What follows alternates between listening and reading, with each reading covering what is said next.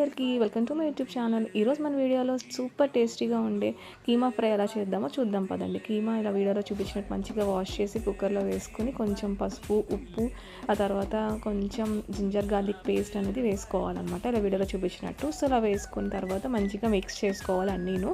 ఇలా మిక్స్ చేసుకున్న తర్వాత కొంచెం వాటర్ అనేది వేసుకోవాలి, సో దట్ అది బాయిలింగ్ కాబట్టి వాటర్ వేసుకోవాలన్నమాట.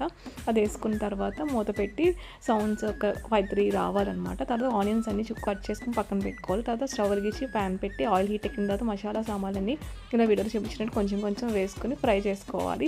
ఆ తర్వాత ఫస్ట్ అయితే ఇందాక ఉడకబెట్టిన కైమా ఉంటుంది, అది కొంచెం కొంచెం వేసుకుని ఫ్రై చేసుకోవాలి. తర్వాత ఆనియన్స్ అన్ని, పచ్చిమిర్చి అన్ని వేసుకుని ఫ్రై చేసుకుంటే ఇంకా కొంచెం లాస్ట్లో వేగిపోయిన తర్వాత కారం అనేది వేసుకోవాలి మన టేస్ట్ తగ్గట్టు. తర్వాత కొంచెం మసాలా పొడి కూడా వేసుకోవాలి, ఇంకా టేస్ట్ బాగుంటుంది. దీంట్లో నాన్ వెజ్లో మసాలా పొడి కంపల్సరీ కదండి. Hope you guys like my video. Please subscribe. Thank you. Bye.